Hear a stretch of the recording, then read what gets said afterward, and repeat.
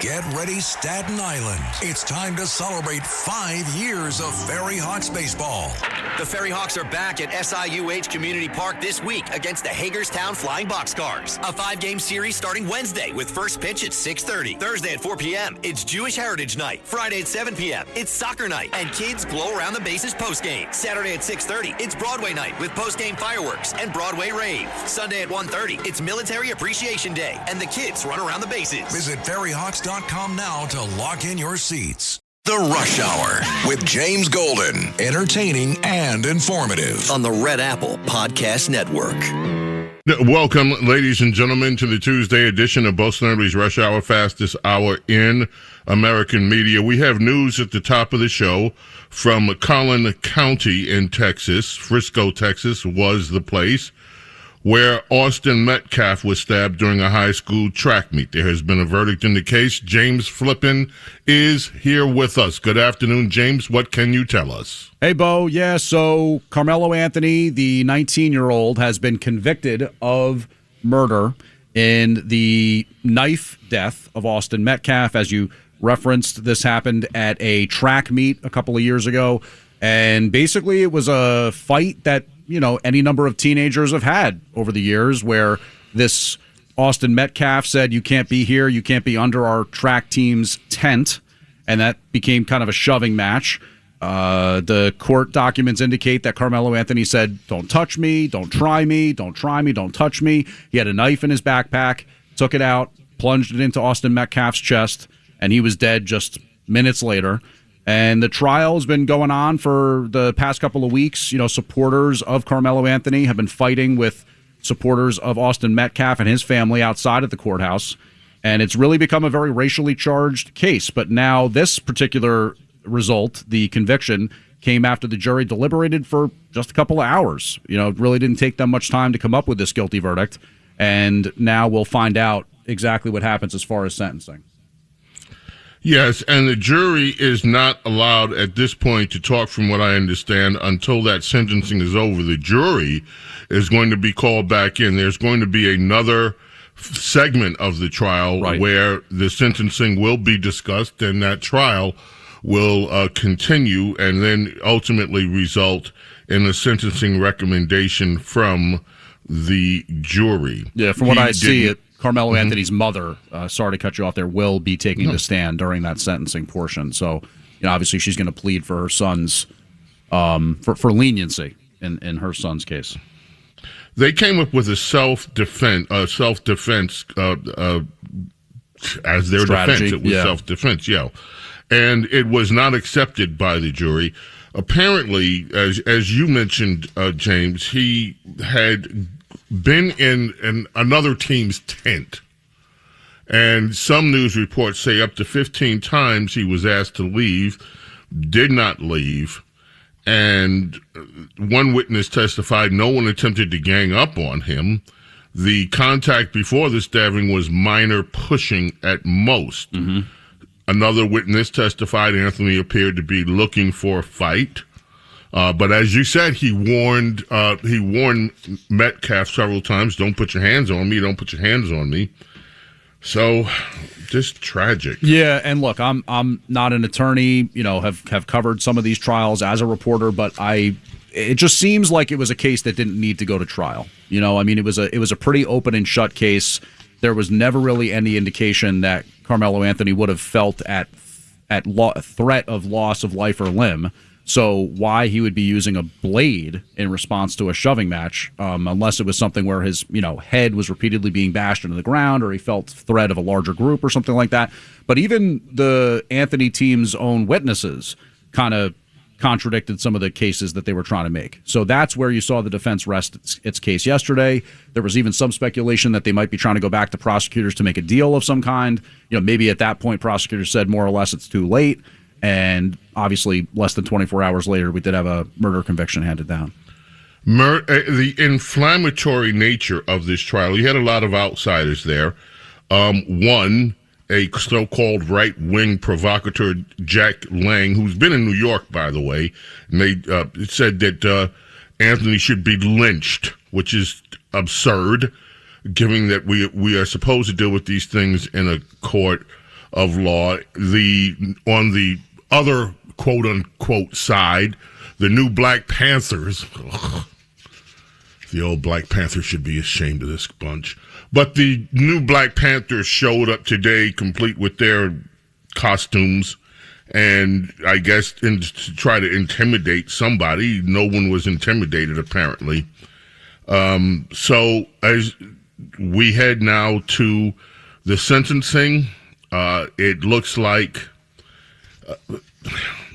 it didn't work. Carmelo Anthony will be facing he could face up to life. Don't know what the jury is going to suggest with sentencing, but this incident, which a shoving match. Yeah. I think maybe we all should just agree that it should not have ended in the death of anyone. I think that's just well said, Bo, because really what happened here was, I think, after the fact, it started to take on so much of that racially charged elements to it, because the people online with the GoFundMe and connecting some perceived injustice that they faced in their life to this instance that they have nothing to do with, a lot of those emotions come out over time in response to something like this. But having not been there, having not really covered the case inside the courtroom, I never heard anything about there being a lot of racial animus in what led up to this. You know, I don't think there was a lot of speculation about anything of that nature. This was teens who got into a shoving match at a competitive event, and one of them unfortunately had a knife when he should not have. I am so happy you said that, James, because the prosecution opened the case by saying this is not a racial case. Mm-hmm. This is not about race. This is about the behavior. And now I'm paraphrasing. He said it's not about race, but his take was this is about the behavior that happened between two teenagers. Yeah. And what happened exactly, not about race. And that is exactly right. It was about the behavior. Yeah. No, fists and pushing and raised emotions and anger and all that, that's something that happens amongst teen boys. But when guns get involved, when knives get involved, that's when we're talking about what we're talking about now. Speaking of when guns get involved, in New York City, folks around the country, I beg your indulgence because I wanted to ask James while he's here about a few things that have happened in New York City over the past few days. In New York City, a man riding a bus, happened to be black, asked another teenager to turn down the volume. He ends up dead. The teenager pulls a gun out, shoots him twice in the stomach. This happened in the Tremont section of the Bronx, and then just left the bus. He's still going on. Last night, the New York Knicks Mondami watch party in Bryant Park. Carlos, I told you, don't go to Bryant Park. I told you, I've been to Bryant Park. It's not anywhere you wanted to be. James, what happened last night at Bryant Park in New York at the Mondami watch party? Yeah, well, I mean, obviously, Knicks fans not happy with the result of Game 3, and you had a lot of people who were probably indulging in alcoholic beverages, perhaps some other substances of some kind, and a lot of people in close quarters there at Bryant Park. So, yeah, it got, to coin a phrase, unruly. This was a lot of chaos last night in response to the Knicks game and the Bryant Park watch party. You had people on top of cars, light poles, I think, that were torn down in one place, and about 20 people arrested. I think 8 people were facing multiple offenses, including assault on police officers. So it was not a good look. It was not a bright moment in New York history. This run that the Knicks have been on has been a real positive for New York City and its people and kind of bringing people together, but last night was not an example of that. Game 4 is coming up. Will there be any more Mondami watch parties? There was supposed to be, yeah. I mean, when they first announced the fact that they weren't going to have one outside of MSG on 7th Avenue for Game 3 due to President Trump being in town, it was pretty quickly noted that they will have one for Game 4. Now, that was before we saw what happened at Bryant Park last night, so I don't know. The NYPD's kind of gone back and forth on this. There were a couple games where they didn't have it outside of MSG, and they kind of encouraged people to go to some other designated areas. They've done them in Central Park. They've had certain bars that are acting as partners for these events. But, yeah, it's up in the air right now. They did say before last night that they were going to have a watch party for Game 4. Would you go? There's a part of me that definitely wants to be experiencing that emotion and that moment. But I mean, look, I also have a buddy of mine who does content on YouTube. Like, he was out there for Game 2's watch party, which was obviously played in San Antonio, but they had a lot of people gathering in New York City. And he got a lot of incredible video that he shot that night. But he also had a moment where he felt like he was in danger of more or less the crowd kind of crushing him or trampling him. And that was a moment that was very scary for him. Well, I saw somebody, what's the name of the team that the Knicks are playing? Please help. The San Antonio Spurs. Yeah, the Texas Spurs. One of their fans got stomped in New York yesterday. Yeah, I saw that. That was not not pleasant. Yeah, well, I mean, great look, idea. Let's do. Go ahead. No, I mean, look, that type of stuff, the bad behavior between fans and all that, it's an awful aspect of sports, and you definitely don't want to see that, and the New York City Police Department shouldn't allow that type of behavior, obviously, but the overarching thing has been really a positive thing for New York. So I'd hate to see it be tarnished by another one of these, watch parties getting out of hand. And if people can't appreciate the privilege of being able to do something like that, then they can't do it. But we'll see what happens. I haven't heard anything official about Game 4. Well, please keep us posted, James Flippin. And as we move to the sentencing of Carmelo Anthony, let's keep in touch with that. Didn't he play for the Knicks? Yeah, that was Carmelo with a C, who is probably about 20 or 30 years older than this particular Carmelo Anthony. But yes, that is the same name as the gentleman who played for Syracuse University and then later the Knicks. Mm-hmm. Yeah, great idea. Let's have a watch party in New York with all this. Let's have another one. Great idea. What could possibly go wrong? Let's go Knicks. Let's go Knicks. James Flippin, thank you so much. James Golden, both Snerdley with you. Folks, there's a lot of evil happening, and I don't know how else to say it. There's a lot of evil happening in the world. We're going to talk about what happened in Belfast, what's happening in California, what's happening elsewhere. Don't go away. The Rush Hour with James Golden. Entertaining and informative. On the Red Apple Podcast Network. The Rush Hour with James Golden. Entertaining and informative. On the Red Apple Podcast Network.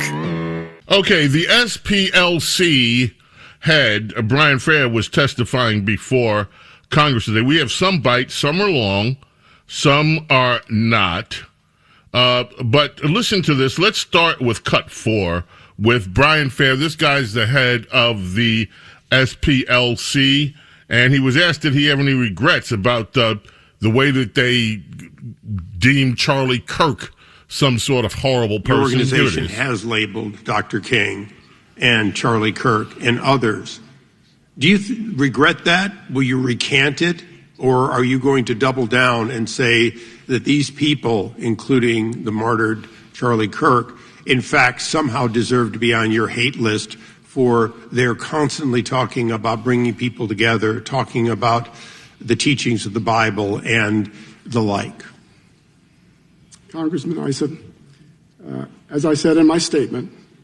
Now, wait a second. No. I heard your statement. Well, I only want an answer to your question in the 11 seconds left. Well, are you going to recant, yes or no? Will you take back any part of that, or is your hate list stand as your position of your organization as its head today? The SPLC will continue to expose hate and extremism. Okay, we'll take that as the list stands. As a no. Okay, so he's not giving up on that. He was asked any number of times about how they choose the hate groups. I'm looking at the clock. Very quickly, let's get to cut 3. This is the head of SPLC, Brian Fair, asked about Antifa and others. Okay, well, explain to me the reason behind targeting groups like Turning Point USA, the Family Research Council, traditional Catholic groups as hate groups, but not groups like Antifa, Jane's Revenge, Youth Liberation Front.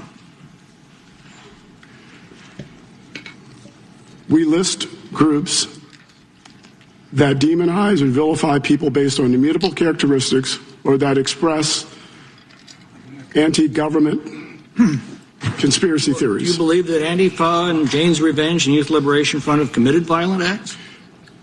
Congressman McClintock, it's my understanding that the FBI has said Antifa is an ideology, not a group. So a group, if it's not a group, it wouldn't be identified on our list. So you don't recognize it as a group? I'm sorry? You don't recognize it as a group? Mr. Chairman, the time's up here. Time of the gentleman has expired. Yeah. So if you are a traditional religionist, if you believe in traditional religion, you can make their hate group list. Hate because you believe in the Bible. Hate because you believe that. But Antifa, oh, no, they're not a hate group. Antifa, just those right-wing Christians, those right-wing people at Turning Point, all those others who we have smeared. Oh, there's so much more with this testimony that we are going to get to. James Golden, Snerdley with you here. Whatever you do, stay here. Don't go away. We've got so much more. The Rush Hour with James Golden. Entertaining and informative. On the Red Apple Podcast Network. The Rush Hour with James Golden. Entertaining and informative. On the Red Apple Podcast Network. James Golden, Snerdley, just a minute here for Dexter Wansel. I mentioned him before. Dexter Wansel was the Grammy-winning co-producer. He was one of the big names of the Sound of Philadelphia. Now, when I talk about the Sound of Philadelphia, so many artists came through there. They defined a special sound of music, and it became known as the Sound of Philadelphia. Artists like Lou Rawls, the Jacksons, while they were there, the Jones Girls, Teddy Pendergrass, Harold Melvin Blue Notes, Patti LaBelle, Phyllis Hyman, the great, beautiful, lovely Phyllis Hyman, who left us too soon, Gene Carn, Billy Paul, Dee Dee Sharp Gamble, as she known, but Dee Dee Sharp, the OJs, so many others, and my man Ed Shea, my dear friend who worked with the great Tom Bell, worked with so many others, Johnny Mathis was all part of it, but Dexter Wansel started as an 8-year-old kid running errands for some of the big names in music, delivering sandwiches and all that backstage at the theater where artists like Miles Davis, Dizzy Gillespie, and others were performing. And he played cello in high school and then grew to be, his album Life on Mars is an amazing, he always had an interest in astronomy as well as music, and he's not as well known as he should be. But Dexter Wansel was a giant.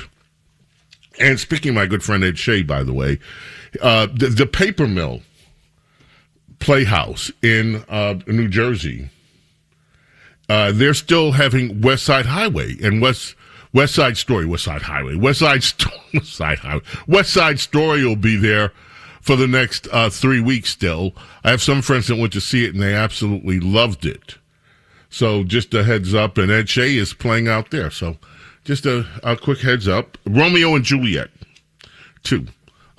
Is it Romeo and Juliet? West Side Story? It's West Side Story. 3 weeks left of West Side Story is out at the Paper Mill Playhouse. So I don't know whether you guys have been. Let's finish this business with the SPLC. And I want to talk briefly about what happened in Belfast, because what happened in Belfast is beyond horrific. And I don't know whether many Americans are as up to speed on it. I saw the video, and it is truly awful. But let's go for a minute. We don't have time to play the full cut, but we'll get to some of it. I want to play Chip Roy's questioning of as much of it as we can with the head of the SPLC, Southern Poverty Law Group. That's cut 5. This is a long cut. We'll play as much as we can. Mr. Fair, in 2012, the Family Research Council was attacked, and the guard in the front of the building was shot. The head of the Family Research Council, Tony Perkins, made quite note at the time of Southern Poverty Law Center's involvement in that, in putting Family Research Council on their so-called hate map. Has the SPLC ever acknowledged that its designation contributed to that attack? Congressman Roy? Yes or no? I can't answer that question with a yes or no. You asked me if I... Did they retract, correct, or reconsider the listing of the Family Research Council on its hate map? The Family Research Council is listed on our hate map because it meets the criteria. To this day, you continue to keep the Family Research Council on its hate map. Is that true? The Family Research Council remains on the hate map because it meets the criteria that we use for... Which criteria? The Family Research Council is an anti-LGBTQ. Okay, so on your website, you used to have language on... Hold on, just pause it right there. Okay, now, as a matter of religion, and I realize that times and mores have shifted, but there are some people who believe their religious teaching is that homosexuality is not permissible in their religion. That is a religious freedom. That is how they were brought up. The SPLC has taken it upon themselves to tell people that they're Christian, and it's not just Christian, because in Islam, there is that belief. In many other religions around the world, there is still a belief that homosexual behavior is not acceptable. And by the way, neither is being promiscuous if you are or out of wedlock sexual relations between men and women. That's not permissible either, but they don't choose to brand people hateful for that belief. But if your religion dictates that and you believe your religion, now the SPLC says you are involved in hate. Not the practice of your religion, but hate. And that is the criteria that they use to brand, part of the criteria, as you just heard, to brand groups hateful. Let's pick up the testimony with Chip Roy and Brian Fair, the head of the SPLC. Position on the Family Research Council, and you had language saying that other groups, like Focus on the Family, are not included, and you use that as your defense. Well, that language is now gone, and Focus on the Family is now noted as a hate group. Mr. Roy. Can you explain that? Congressman Roy, we take no pleasure in listing any group, and we wish the list was empty. But we have the constitutional right to express our opinion. How many leftist anti-Jewish groups do you have listed on your website? Listen to this. Name them. Anyone listening to this can go to our website and see our year in hate and extremism report was released this morning. How many extremist Islamic groups do you have of the 1,500 or so organizations you have on your hate map? Again, anyone can go to our website. My office has been looking over and can't really find one. Again, it is the SPLC's. You think SPLC could provide us a list of the Islamic-oriented groups that you have on your hate map? Mr. Roy, we don't target any group because of its religion. Really? I want to be clear about that. Really? Yes, that's exactly right. We target no group because of its religion. We target groups because they express statements and engage in activities that demean and vilify. So you brought up LGBTQ groups a second Mr. ago. Roy. So you brought up LGBT groups a minute ago. So you think there's a bunch of Islamic groups that are pro-LGBTQ? Is that the position of the SPLC? I just want to make sure the record is reflecting that. Mr. Roy, as I said, we target no group or label no group because of its religion. We target groups and label groups because of what they say about others. Okay, let's move on. You got the gist of this. Let's move on to Jim Jordan's questioning.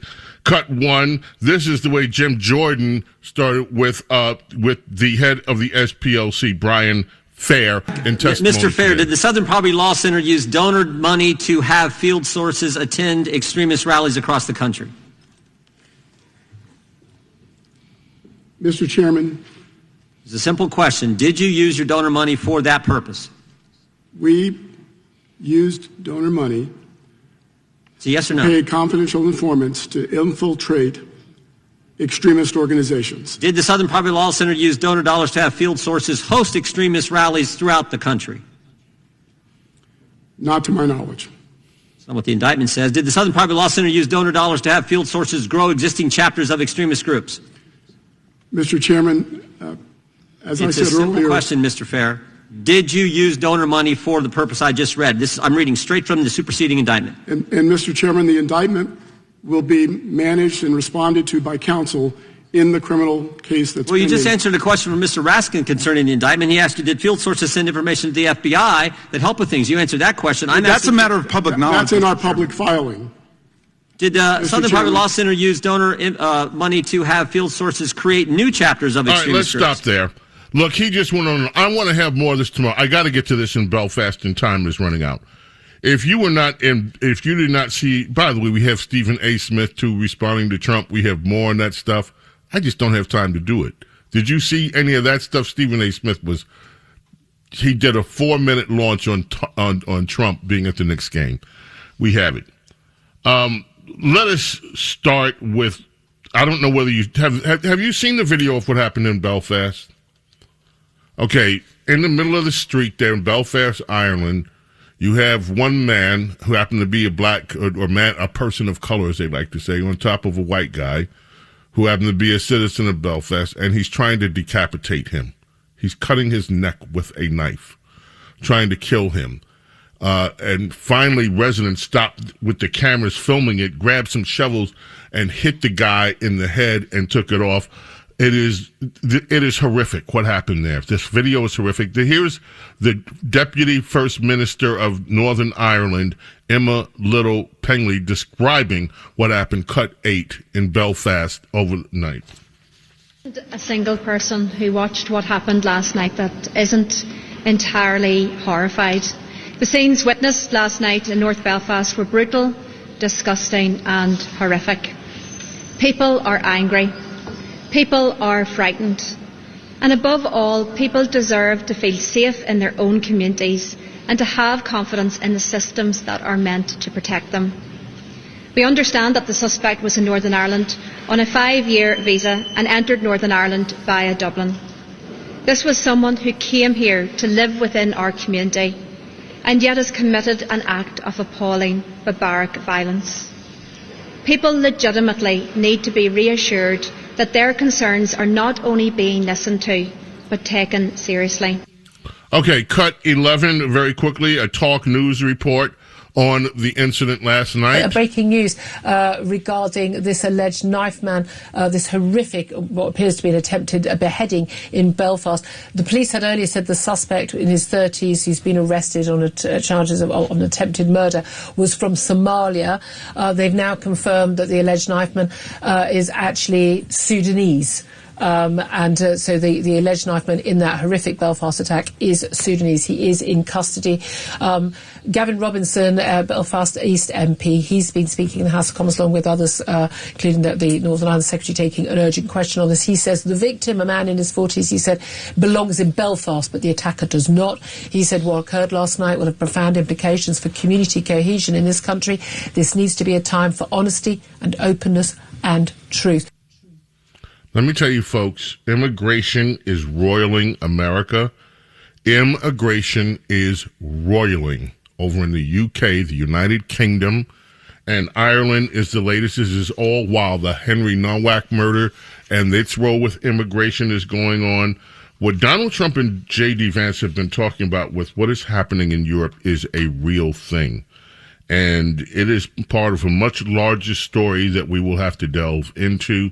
It's horrific, and the video of this is I saw the video. It is absolutely horrific what has taken place and what is taking place in the United Kingdom today. By the way, Jasmine Crockett is among those. We have Alveda King from her testimony today at the SPLC. I don't know whether we have time to do it and get to the cut of the day. But Alveda King was very powerful, and Alveda King, the niece of Reverend Dr. Martin Luther King, is under attack now from the likes of Jasmine Crockett and others who can't hold a candle to her amazing intellect and her profound embrace of spiritual clarity. We will hopefully get to that during the week as well. You all know what took place in California. Steve Pratt is now out. It does look like, however, that Steve Hilton will be running against Becerra for governor. There's a lot to be said with California voting, and hopefully we'll have time to move that. Today is the primary in Maine, and AOC was asked about, we have time for that. Cut 12 was asked about voting for Plattner, and this is Representative usually not hesitating to be as progressive as she can, Alexandria Ocasio-Cortez on Plattner. Can we ask you about Tom Homan's threat made on Fox News? Yes, you can ask. That's Hochul. That it will be AOC, cut 12. Cut 12 is supposed to be AOC. Anyway, if we don't have it, it's okay because time's okay. We have it. So here's when it AOC. comes to the substance of this reporting, obviously there's a lot in that behavior that's really challenging. It's hard to stomach, in some of it. But at the end of the day, I think that this is a choice. His behavior is hard to stomach, but he's a Democrat. But yeah, we'll be back with the clip of the day, folks, and the song or the artist of the day as well. Coming up, clip of the day. Oh, by the way, I'm getting reviews and for West Side Story, people that have seen it at the Paper Mill Playhouse. Great show, amazing. Paper Mill Playhouse in Millburn, New Jersey. Amazing theater, amazing show is what people are texting me. Ed Shea, my good friend, is performing with it. All right. Clip of the day coming up. The Rush Hour with James Golden. Entertaining and informative. On the Red Apple Podcast Network. The Rush Hour with James Golden. Entertaining and informative. On the Red Apple Podcast Network. So at today's hearing, Brian Fair gave a reason why they've ended the using donor money to pay off informants to foment hate at the SPLC. Listen to the reason that they have stopped paying off informants. Chairman Jordan? Okay. Will be addressed. Do you wish you hadn't have done the program? You said the program was successful, helpful, but now you're stopping it. We stopped the program because we believe hate and extremism has migrated significantly online and into government agencies. Wow, that's big. That makes no sense. Oh, yeah, we stopped paying off the KKK because we think hate now is inside of government agencies. Who could they be talking about? Just unbelievable gall. Ladies and gentlemen, 2025 on this day, the great Sly Stone, Sylvester Stewart, passed away. Sly and the Family Stone, his own career. What can I say about Sly that hasn't been said already? He changed the game for modern music. Just an incredible artist that changed everything, especially with this one song when they broke on the scene, Dance to the Music. But from there, it just continued to grow. May God bless, protect each and every single one of you, your families, and your loved ones. Love and gratitude for your being here with me, allowing me to be with you. Keep on dancing. God willing, we're back tomorrow.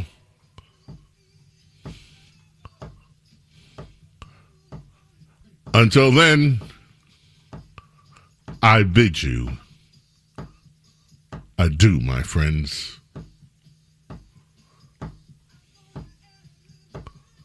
Bye. Thanks for listening to Bo Snerdley's Rush Hour.